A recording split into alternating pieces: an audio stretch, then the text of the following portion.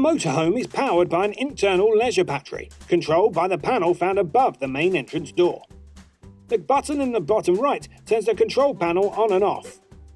In the top left is your water pump. This needs to be on for your taps, shower and toilet flush to work.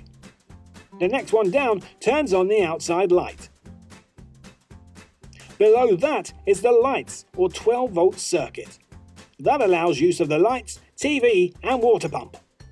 The final button on the left-hand side displays the internal temperature of the motorhome. At the top on the right-hand side is your water levels. Push once to show how much is in your freshwater tank and twice to show your wastewater levels. The levels are displayed in increments of 33%. Below that shows the power level of your leisure battery, and below that again shows the power level of your vehicle battery. Note that the leisure battery will not power the 3-pin plug sockets. In order for the 3-pin plug sockets to work, you'll need to be connected to mains power via electric hookup or a generator.